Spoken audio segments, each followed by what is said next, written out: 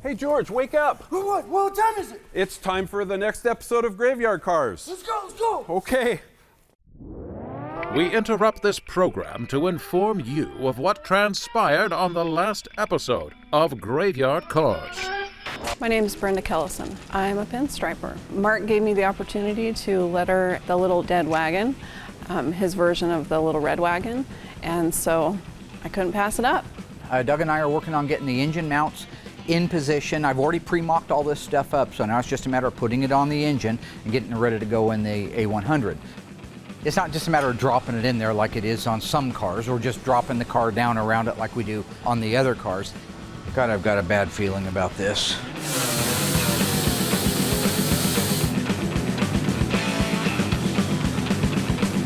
So the doors are all assembled. We got the locks, the handles, we've got the latch assemblies in, the new weather strips. With all that done, that really allows us to button up a good majority of that cab. This particular case, this is a true unibody. The frame rails are built into it like a unibody would have, but everything in it, the framework for the instrument panel and for the radio, the things that will bolt into it that'll make it a street functionable unit, they're actually welded into the body itself. So I can't take those out and put them in a sandblaster and blast them all up and make them pretty. Will had to do all that stuff in place. To be able to move forward with getting the rest of the interior in the truck, we've got to be able to put the back window in. It's going to be up to our team to get it installed. So with these back glasses, you don't have to urethane them in. They just really set into place, and the molding holds it into place. So therefore, we can just do it ourselves. Back glass is in, looks great. We had it tinted, so we can move on to the next step. The windshield installation, way past my pay grade. That's very, very precise work. This is a dual windshield with a split. So if you look at it, you got a right-hand windshield, left-hand windshield, and then you got a nose piece down the middle. Putting all that together and not breaking one of those pieces of glass with less than 4 days to have the car ready to go to SEMA, not my idea of fun. So that's done. It looks absolutely gorgeous. That's a huge thing to have out of our way. Because with that out of our way, we really just have a few things left, and we can load that thing on the truck and head off to the show. So firing up the Mopar Performance Ray Barton 923 horsepower Hemi, I thought I'd have a little fun. Will, if it's going to leak, it's going to be out these back bowls right here. Okay. So you might see it better from this side. I don't know. Well, I don't want to, oh, this is dry. This is a dry run. Yeah. Okay, so just crank over, see what's happening.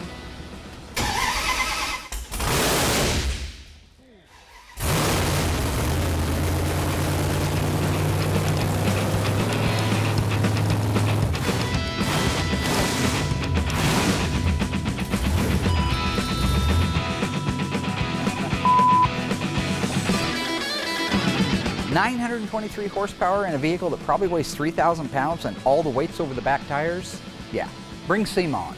I am ready. I am ready for the red carpet, and I'm ready to set the world on fire. And you just make sure you get my insurance paid up. Accidents.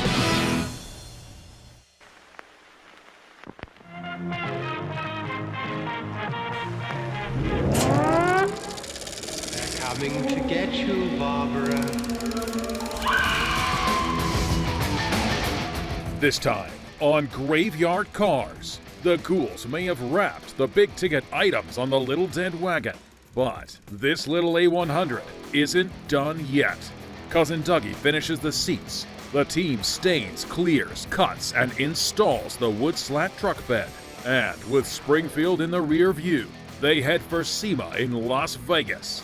But will an unforeseen problem put the brakes on Mark's red carpet dreams? It's real frustrating, real disappointing.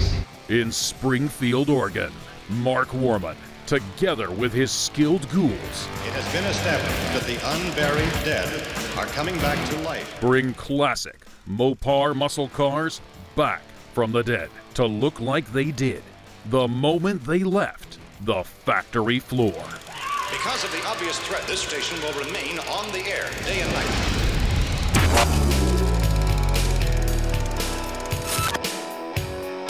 So we're getting ready to install the seats in the 1964 A-100 little dead wagon.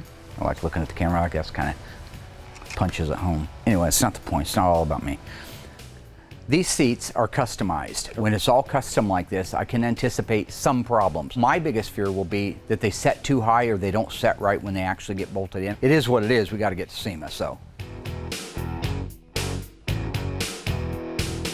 One of the things I admire most about Doug is how he will take his time. When you take those seats, for example, that bolt doesn't thread in there by hand, he'll clean it up. He'll clean the bolt up, he'll run a thread chaser through it, run the tap in there, get those threads all cleaned up. He doesn't want to be in a situation, and most technicians are not this way.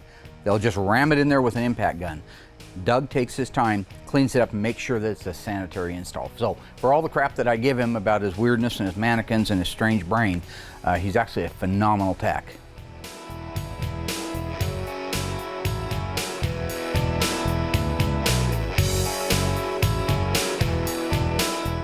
Seats really went in without too much trouble at all. Again, this is a little bit different than what we're used to working on, so we did have to clean up some holes. We did have to find and locate the holes in the floor, that kind of a thing. But overall, it went really well. I'm glad that's done because now the seats are in it, we can set in it, we can set the height to figure out where the shifter is going to be, so we can really start moving forward with the wrap-up.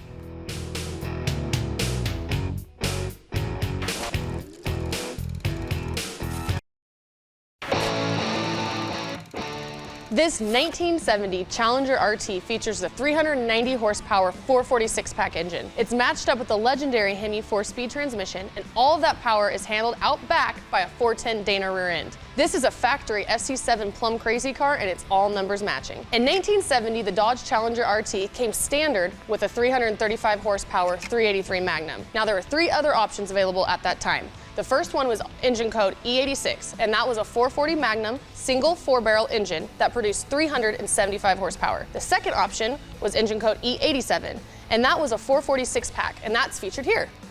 And of course, last but not least, the elephant, the 426 Hemi.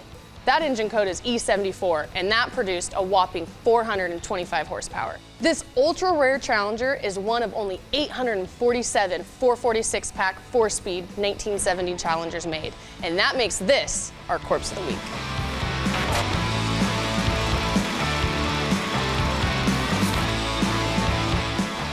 So on our little dead wagon, there are a lot of moving parts and there's a lot of choreography because there's only so much room for so many people. Now, the engine's in it, certainly that means the drivetrain's in it, but the wood has to be stained. We bought a really cool floor bed kit from Yogi's. We're staining it with a dark walnut, and then we're using PPG clear over the top of that, so that's Will's job. The rest of the team are working on getting the stainless steel trimmed and fitted, cut, and put into place for like the wheel tubs and the insides of the bed. We're pretty lucky to have a really cool metal shop right down the road from us. The guys at All Pro, they just roll out the carpet for us. They have all the brakes and all the slip rolls and everything, that they're the ones really that are pre-cutting and pre-shaping a lot of the stainless steel that's going inside the bed. It's big pieces, so you know, inside that bed's 6 feet long and it has to have a certain shape and a certain contour to it. So when you're talking about clear coating over an impervious substrate like metal, it doesn't take nearly as much paint because the paint has nowhere to go, it can't soak in. But this is wood. So that stain, while it goes on there and it soaks into the wood, the clear is coat after coat. Typically speaking, you would want to put 3 or 4 coats of clear on, let it set for a week, sand it, then re-clear it, and continue to do that until you had a nice flush finish. So the Little Dead Wagon has kind of been an ongoing change. And so from what I had envisioned originally to where it is even right now is different. The basic structure of it is the same. It's a great big Hemi in the back of an A-100, and it's painted red, and it, you know, got a little dead wagon going onto it and all that stuff. But the stainless steel inside was more of an afterthought. Originally when I did it, I thought I would do body and paint work inside of there. But as we started running out of time for SEMA, and that date kept creeping forward, I thought, you know, the stainless would look pretty good, and it will. But it also saves me on my end a lot of time.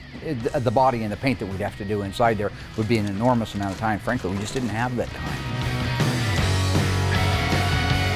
So the kit from Yogi's for the bed floor, I believe, is for a regular 8-foot bed.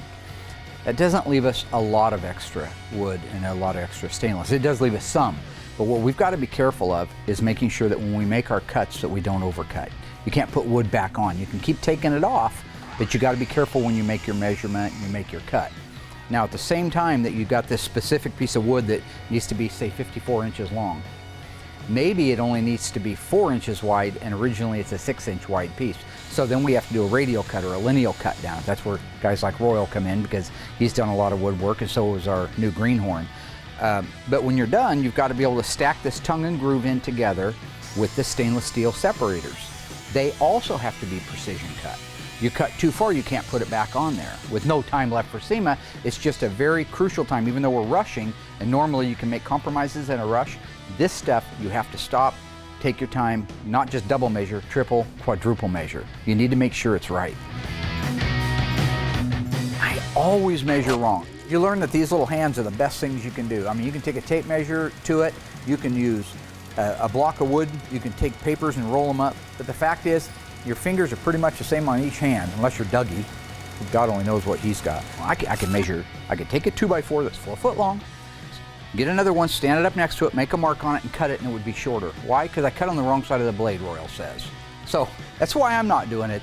There is no room for that kind of stuff. No Mark Warmanisms in this one.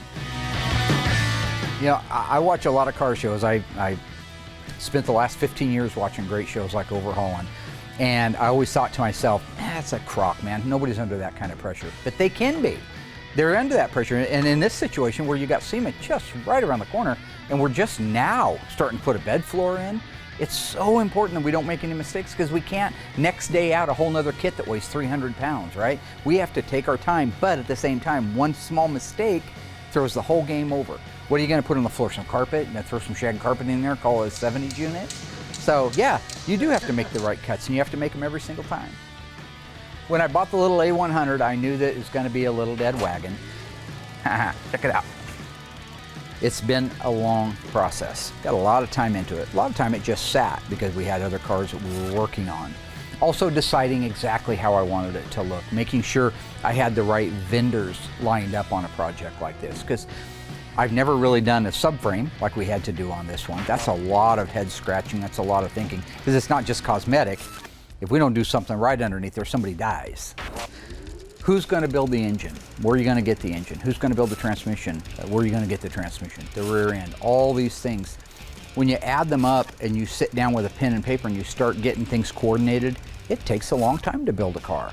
And it's just a shame that all that prep and all that time and all those dedicated hours still come down, no matter how hard you try, to that last murderous week, hell week, where you're just doing back-to-back suicide shifts trying to knock one of these things out.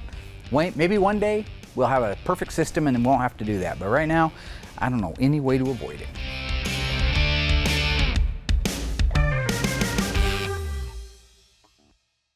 The 1970 Challenger RT was certainly born with the intention of going fast and looking cool.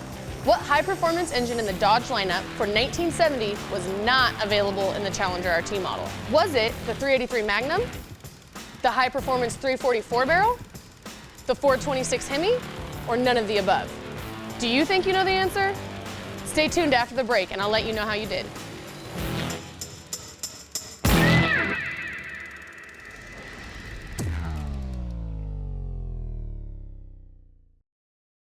Okay, ghouls, how did you do?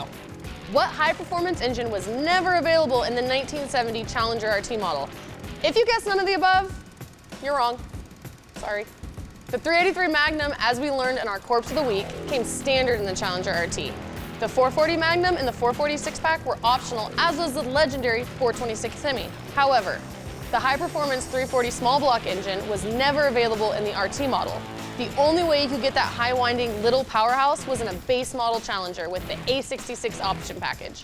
In fact, this package pretty much gave you all the good stuff that the RT had, but without the special price class designation of the RT.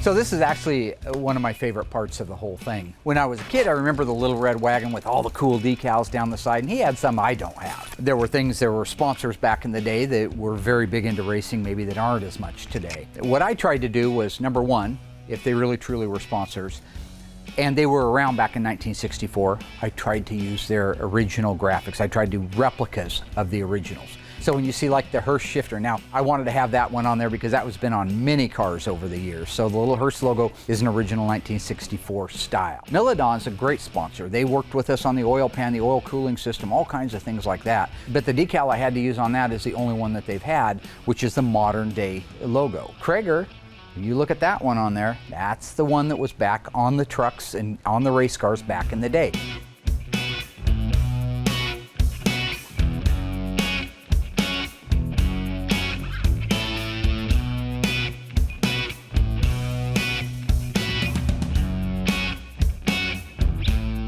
This, to me, I look at it with the logos, with the lettering, everything, the wheels, the tires, the stance, the engine. I am looking at the model that I built when I was a little kid in my bedroom on 14th Street when I was about 8 years old.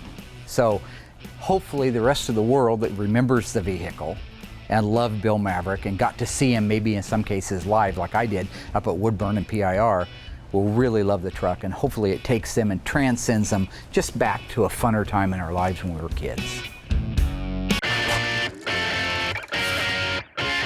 So right now Mark is out doing his final test drive on the A-100. You hear him pulling in right now, so we're going to bring it in, do it once over on it, make sure we're good to go.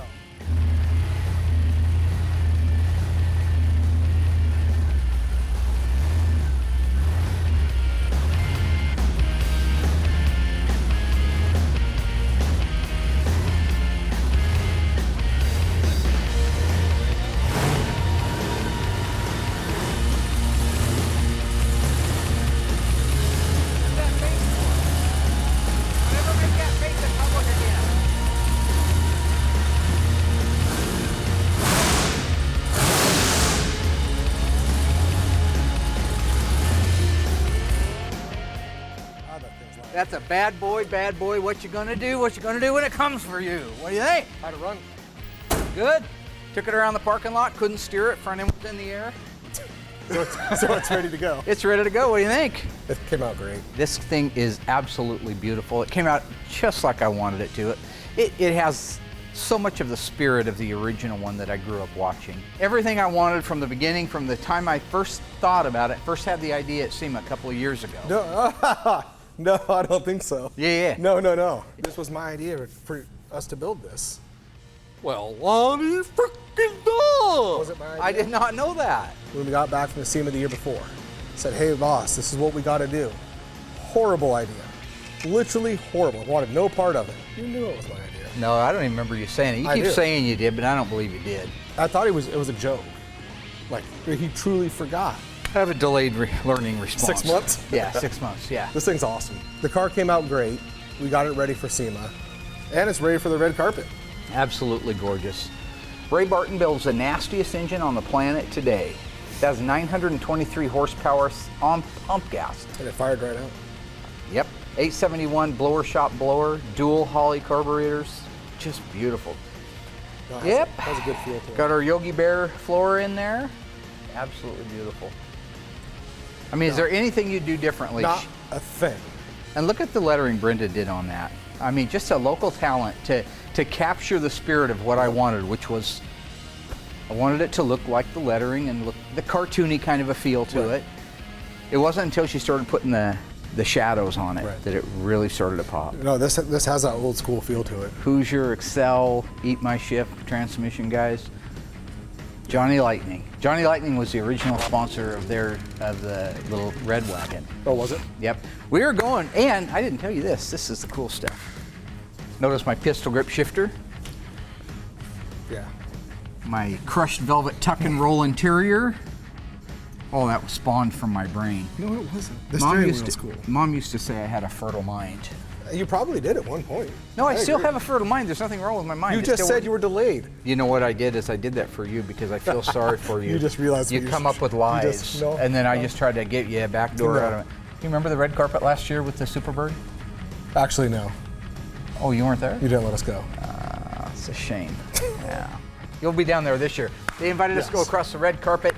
Only one car gets invited to go across the red carpet, and you are looking at it. It's like 100 cars. Yeah, it doesn't matter. Only one little dead wagon with a 426 Hemi with dual Holley carburetors and an 871 supercharger on it get to go across. That is correct. Yes. So this will be the only picking the fly poop out of the pepper, I'd say. No, you think we're ready? I think we're ready. I'm exhausted. See you in SEMA 2018. Litter Dead Wagon. get ready, pack up, head out. You guys are flying down. I don't fly, I drive. Takes about 15 hours. I average about 80 miles an hour going down there. 2016 Challenger Shaker, still getting 22. Huh? The people at home don't care. Oh, okay. I'm sorry I'm boring you with what I'm going to actually do. Why don't we talk about how many beers you're going to drink while you're down there? Because they love to hear about that. They do. Yeah. Yeah. Drunk. Good comeback. Yeah. Yeah, you are. So now that we got this all wrapped up, I'm gonna go get packed. We're gonna catch our flight, get down to Las Vegas, and make sure we're ready to go for the red carpet. Little Willie Willie can't block mud. Comes to the daddy for the daddy rescue. Ha ha.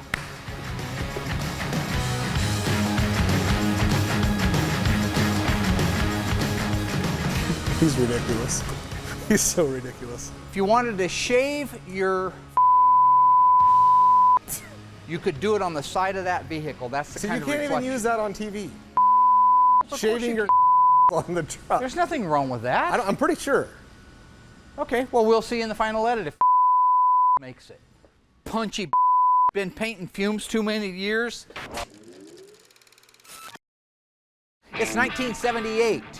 You are about to start your senior year in high school.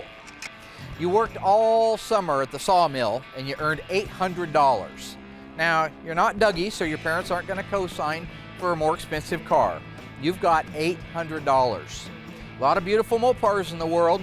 You're at the coolest car lot in town. Obviously, you can't buy the Cuda, too much money. What you can buy is either the 1971 Dodge Demon 340 automatic transmission or the 1974 Cuda with a 360 and a 4-speed.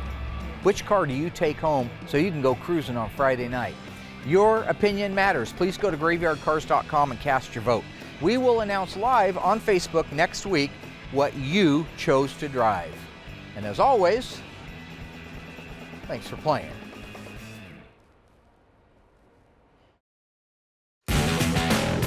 So far, the Ghouls knocked out the last items on their A-100 punch list, installing the seats, the wood slat truck bed, and the stainless steel finish pieces. Still to come, the GYC team heads for SEMA. But will a problem with the little dead wagon spell disaster for its red carpet debut? That means the little dead wagon is dead.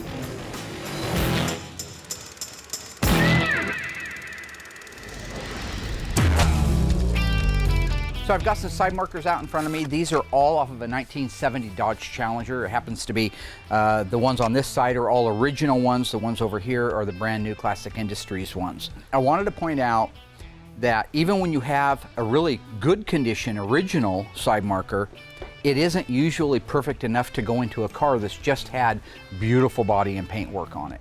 So the question is, do I send this out and do I have it re-chromed, or do I pick up the phone and call Classic and just have them send me a brand new one? So we're going to talk about how to make that decision. Now this is a rear side marker. You see I've got the red lens. Amber goes in the front, red goes in the rear. But we talk about the actual housing itself. If you go around the outer perimeter of it, overall, like I said, it's pretty darn clean. But if you get close, you'll see damages to the chrome. Like here's a slice where some kid on a bicycle went by and blasted it with his pedal probably. If it didn't have the dents, you still have to deal with the fact that this is pot metal that's been chromed and it was 50 years ago. So what happens to pot metal that's that old, that's been chromed? It begins to bubble. And that bubbling is only going to continue to get worse. Now, if you take that and you send it off to the chrome shop, they've got to strip all the chrome off of it. The process of doing that can actually cause more problems to the pot metal. The pot metal actually could get holes in it or pinholes in it that it didn't have when it was in its chromed state. So anybody who's ever chromed for a living knows that pot metal's pretty much designed to be chromed one time. After that, you can end up chasing your tail around in circles. So this is a new housing. You think, well, okay, it's an aftermarket housing. I want an original part of my car. I understand that. I'm the same way. It's just what makes sense. If you look at this housing, this new one, and you go around and you look at the same chrome that I showed you a minute ago. This is a brilliant, deep chrome. There's no pits or bubbles in it. There's no damage, obviously, it's a new part. But it's the exact same footprint as the original one. And I'll show you in a minute on the back. But just consider how close those are, if not exactly perfect. We turn them around and look at them. You have the Chrysler Pentastar because Classic licenses it through Mopar. We have our part number down at the bottom. We have our right hand insignia cast into it. All of the SAE lettering and codes are on there. The original studs, everything on this housing is an identical twin to this housing, except it's not 50 years old and it looks a lot better than the original one. So to me, by the time you chromed this and got it back and hoped that it was perfect, you could probably buy 3 of these. So now you know what my thinking is when it comes to parts that have already passed my quality test. And that's what we're dealing with here, is parts that I wouldn't put on the car unless I approved of them. You make your own decision. That's my advice.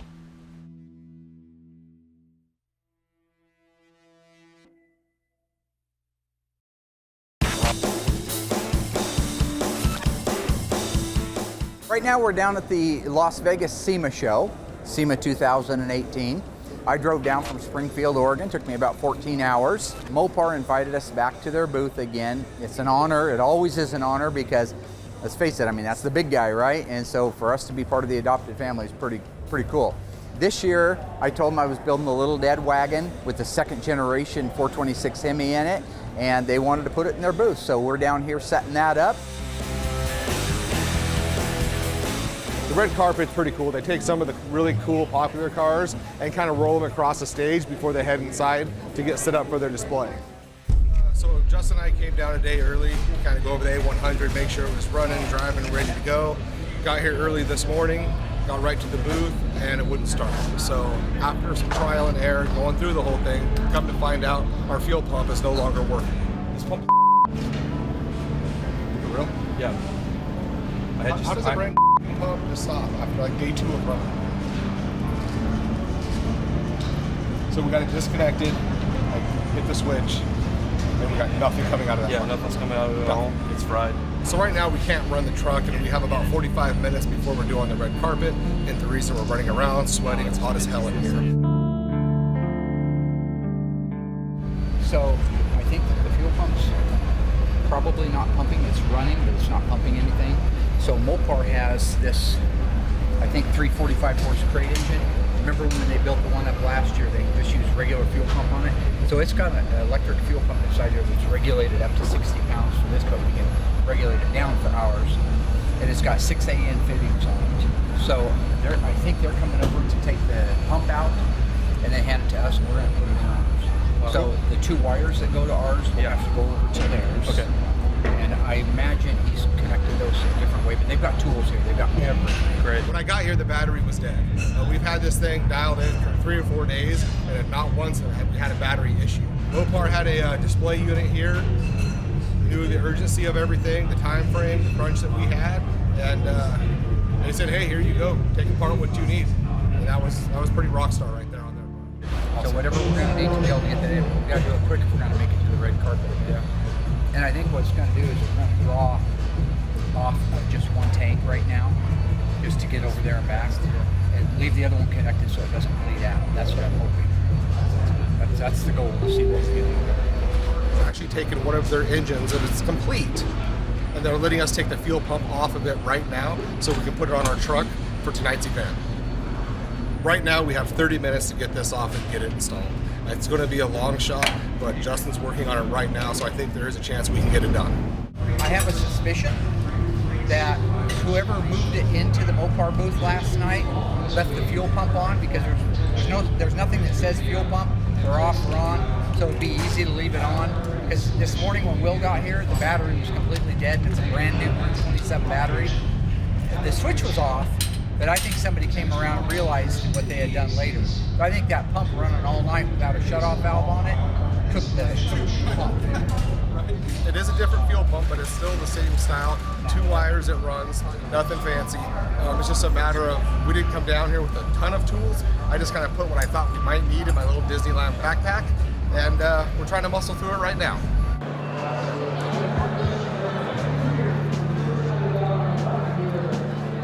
We have the fuel pump in there. The problem we're running into is they use bigger fittings than what we used. So at this point, we're trying to see if we can just bypass all of our system completely and go with their setup all the way through and try to get it good enough just to get it to the red carpet tonight. It is 1:45, we have 15 minutes, It's just been one problem after another. We've always been able to overcome everything over the past couple months. That means the little dead wagon is dead. We just found out that we're not going to be able to get this truck running and on stage for the red carpet event. So instead, we're getting ready to raise it up in the air, put it on the stand so it can be up on display. Everybody will enjoy it. It's just kind of disappointing that we couldn't get to the actual red carpet event. I guess we just clean up our mess, get the forklift, because we still need to get this thing jacked up and done. Yep, we'll talk tomorrow. All right. It's real frustrating, real disappointing. So at this point, we're basically just kind of buttoning it back up. We're going to get it lifted 4 feet up in the air, and then we're going to go out and have a drink.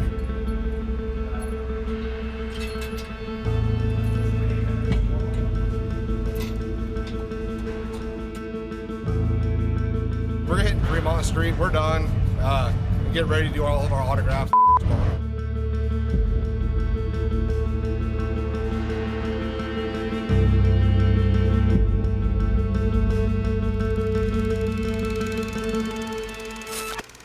We've learned that Dodge made several high-performance engine options in the 1970 Challenger. True or false? Only 974 Dodge Challengers equipped with a 446-pack engine and a 4-speed transmission were produced in 1970. If you think you know the answer, stay tuned after the break and I'll let you know how you did.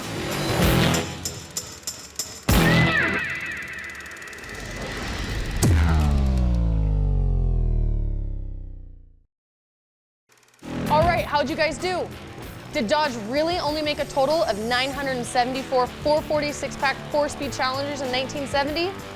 If you guessed yes, well, you're wrong again. What the heck? Were you guys not paying attention to Corpse of the Week? The total production of 446-pack 4-speed Challenger RTs in 1970 is 847. So now you know.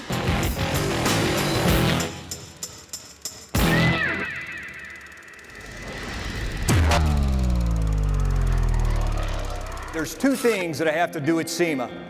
Number one is keep the tradition of starting at 426, and we did that. Number two is to always make sure we bring a big announcement, and trust me, I have one.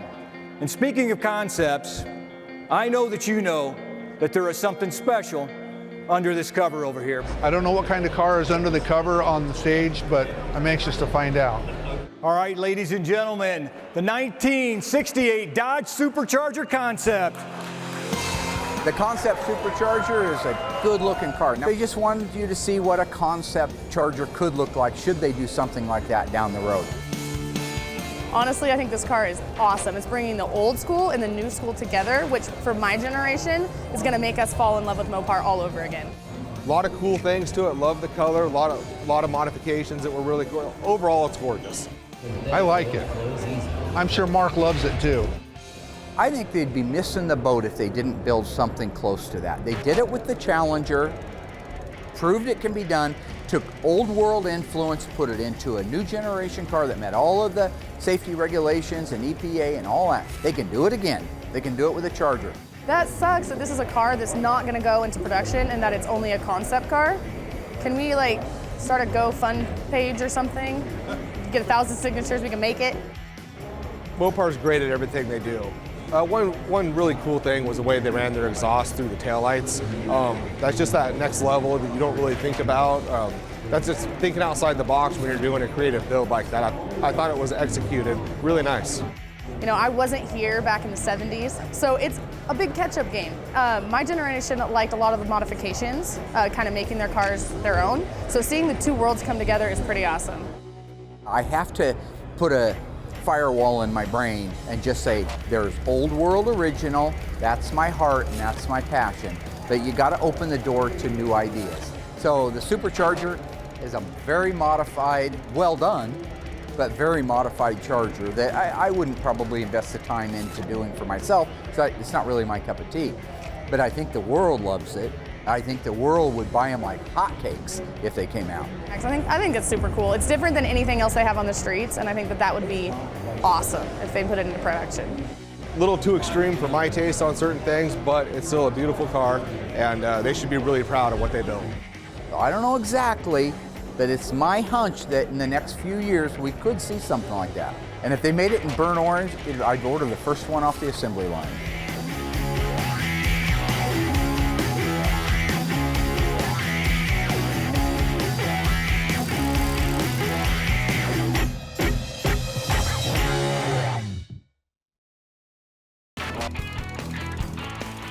Ladies and gentlemen, please welcome the head of Mopar North America, Steve Beam. One of the things I'm looking forward to is at 4:26 in the afternoon, they always have their press release on the first day of the show. So they've asked me to be out in the audience because they want to surprise me, I guess. If you're a SEMA regular, you may have been expected to be greeted by someone with an Italian accent. So our good friend Pietro actually moved up, and now he's working with Mopar on a global level. So now we have a new guy named Steve we're getting to work with. So I think it's time for me to address the elephant in the room. All right, I think it is. You know, this year's super, super exciting. They have a surprise for Mark. We don't know what it's going to be. So over the last few years, Mopar has been excited with words like horsepower, Hemi crate engines, Hell crate. Mopar has a big surprise. Hasn't told us, hasn't told Mark. So I'm kind of anxious to see what it is. We're always looking for that extra ounce of performance. And the good news is, we found it. So I know that my dad has no idea what the surprise is going to be for Mopar because he's going around to everybody and trying to get information from them. And you may have seen our teasers, by the way, on social media. And as you watched, you knew something big was coming. Well, the wait is over. The fact that they kept me out of it, I know it's a big release. All right, introducing another first for Mopar. Plug and play, 1,000 horsepower, Mopar 426 supercharged elephant crate Hemi engine. I had no idea that they were about to unveil the most incredible crate engine in the history of the world. That's right, this Mopar elephant crate Hemi engine delivers a staggering 1,000 horsepower along with 950 pound-feet of torque. This elephant is a beast. 1,000 horsepower, 4-digit horsepower in a crate with a controller running on 93 octane pump gas. Back in the day, it cost you $25,000 to build a motor with that much horsepower, and you couldn't run it on pump gas. Chevy and Ford can say whatever they want. The game is over. Who got the checkered flag? Mopar. Well, we'd like to think the elephant is a very special gift, and all the performance lovers out there, but what's a gift if you can't open it up and play with it? So I think we should fire this thing up. I also think we should bring Pietro back up to help me fire this thing up. It was fun to see Pietro again. I only get to see him once a year. That guy is all over the globe, non-stop, in a plane constantly. So excited to be here once here again. And by the way, Steve, there is a good friend of Mopar here at SEMA. He has been my partner in crime for a couple of years, and he is a true Mopar enthusiast. I mean, we have a little discussion about who invented Mopar or no car, but I think I will take Mark was on stage with us. Come on up, Mark. Where are you at? There he is. Mopar or no car. Yeah. Mopar or no car. So they did bring me up on stage. I'm up there with the global president of Mopar and the U.S. president of Mopar, and here's little old Mark Warman. Oh, that's crazy. That's mental. As always, they told you to walk in front of the car and you can. Who else would do this other than Mopar, right? Oh, so, that's what do you guys think? Let's, why don't you help me get this thing fired up, we're right? starting it, right? Take the fire marshal 15 minutes to get here. I'll be at my motel room. Start it. All right, so on the count of 3, guys, help me. Yeah. 1, 2, 3.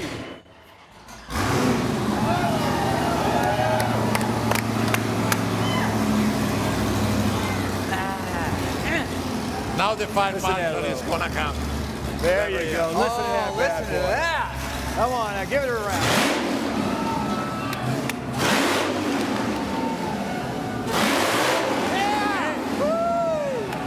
In a crate.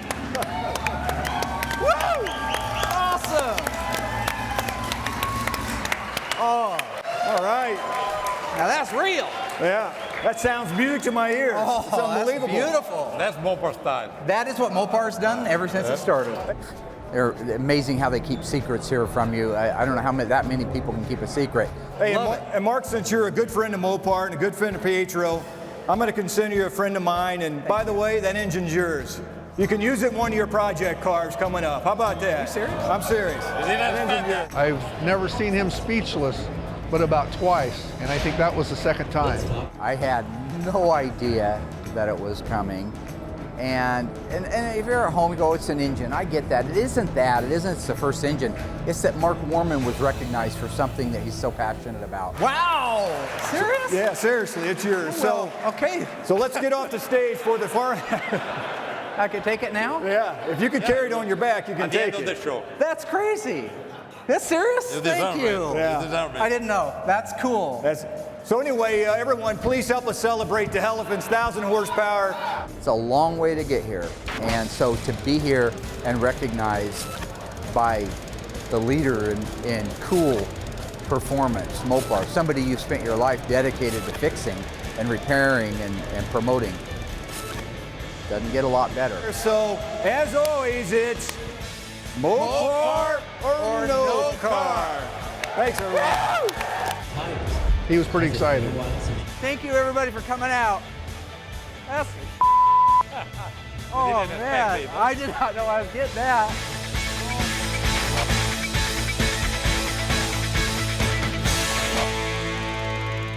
I think we got more done on the Dodge A-100 in 2 weeks than we did in the first year. Every trip to SEMA is better than the trip before. It's disappointing that we didn't get to go across the red carpet. You wouldn't know because you didn't want to go down there. Dougie took his vacation while I went down to SEMA. While the cat's away, the rooster will play. But we had a good time down there. We didn't get a chance to go across the red carpet because the fuel pump was left on and got destroyed overnight. But the good news is the fans absolutely loved it. It was sitting at the front of the show. Mopar, once again, amazingly, I don't know how they are able to keep these stupid secrets from me. Maybe I'm just not connected. Maybe I'm not in the Circle Trust. But the fact is, they gave me the very first 1,000 horsepower all aluminum 3rd generation 426 Hemi built. The first one. So you know what that means? That's awesome. It does mean it's awesome. Uh-huh. It also means we've got to come up with a very, very special car for it to go into. And I have an idea. I'll bet you do. I do. I'll bet it's going to be a good one. It's a good one. Yeah. If I can pull it off, it'll be the biggest event at SEMA 2019 in the history of the SEMA show. I may be outside the circle of trust, but in my little world, my little pond, I'm the big fish that runs it, and nobody can keep a secret. Tony Philly Steak D'Agostino is sniffing around to come out and check up on his car, right? Yeah. So I got that word yesterday. I told the camera guys to make sure they put their great big wide lenses on. Cameras, we don't want to miss any, right? Told them the big ragu is coming. Remember the big ragu? Uh-huh. Yeah, that was for Laverta Shirley. The big ragu is on his way. I'm not saying he's fat, all right? But his high school graduation picture, it was an aerial photograph. Yeah? Maybe we can do lunch. Yeah. Philly steak sandwiches? Yeah, that'd be good. Why don't you guys go to lunch? And if I'm out there in 5 minutes, you start without me. Okay. Yeah.